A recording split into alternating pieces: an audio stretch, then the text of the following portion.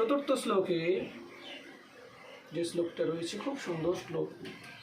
এটি যারা গীতা প্রেমিক, যারা গীতা পাঠ করেন, গীতা সম্পর্কে বোঝেন, তাদের ক্ষেত্রে এটি খুব গুরুত্বপূর্ণ এবং এটা ঠোঁটস্থ, অনেকের কণ্ঠস্থ আছে।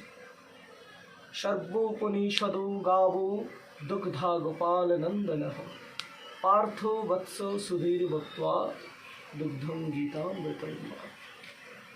এত সুন্দর রূপক দিয়ে শ্লোকটা রচনা। গীতার শ্রেষ্ঠত্ব, গীতার মাহাত্ম্য বোঝাতে গেলে এই শ্লোকটা এর বিকল্প নেই, এই শ্লোকের বিকল্প নেই। বলা হয়েছে সর্বোপনিষদও গাবো। উপনিষদ আমরা জানি বেদের শ্রেষ্ঠ অংশ। বেদকে যদি আমরা, প্রতিটি বেদকে 4 ভাগে ভাগ করা হয়েছে: সংহিতা, ব্রাহ্মণ, আরণ্যক, উপনিষদ।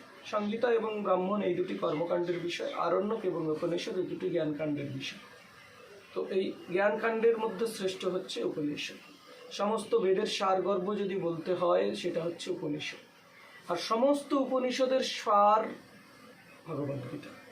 কীভাবে? ভগবান এই ধ্যান শ্লোকে খুব সুন্দর বলা হয়েছে, সর্ব উপনিষদ গাবো। সমস্ত উপনিষদ যদি একটা গাভী হয়, তাহলে গাভীর শ্রেষ্ঠ জিনিস কি আমরা সবাই জানি? গাভীর শ্রেষ্ঠ জিনিস হচ্ছে দুগ্ধ। সেই দুগ্ধই হচ্ছে ভগবদ্গীতা। এবারে কত সুন্দর উপমা করে বের করেছেন যিনি ধ্যান শ্লোক রচনা করেছেন।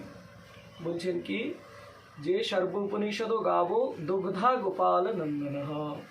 দুধটা তো আর এমনি এমনি গাভী থেকে বেরোবে না, এর জন্য গোয়ালার দরকার, দহনকর্তার দরকার। তো সেই দহনকর্তা কে? না ভগবান শ্রীকৃষ্ণ। দুগ্ধা গোপাল নন্দন, ভগবান শ্রীকৃষ্ণই দহনকর্তা। কিন্তু শুধু গোয়ালা থাকলে হবে না, একটা বাছুরের দরকার।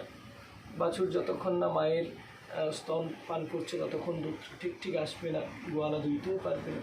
তো বাছুরটাকে না পার্থ বৎস। পার্থ বৎস, পার্থ অর্থাৎ অর্জুন, পৃথার পুত্র, তাই পার্থ। অর্জুনই হচ্ছে সেই বাছুর। অর্থাৎ অর্জুন প্রশ্ন করছে, অর্জুনের প্রশ্নের উত্তর দিতে গিয়ে আমরা কিন্তু আত্মতত্ত্বের এত উপদেশ ভগবান শ্রীকৃষ্ণের কাছ থেকে পেয়েছি। সেই জন্য পার্থ বৎস সুধীর ভক্তা। আর এই গীতারূপ অমৃত এটা কারা পান করছে? না আমরা। এই আপনারা যে দেখছেন, আপনারা শ্রবণ করছেন, আপনারা সবাই সুধী ভক্তা, সুধীজন। গীতারূপ অমৃত আপনারা পান করছেন।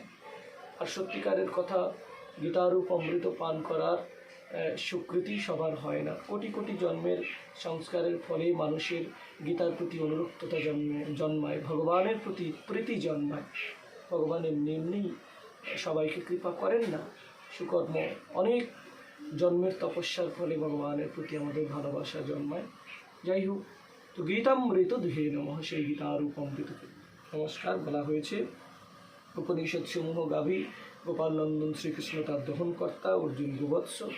আর এই মহৎ গীতামৃত সেই গাভীর দুগ্ধ, আর শুদ্ধ বুদ্ধি সম্পন্ন সুধীজন তার হচ্ছে ভক্ত।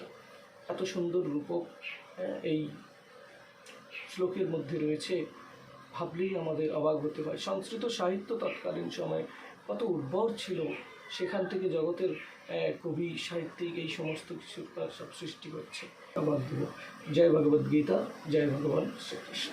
নমস্কার।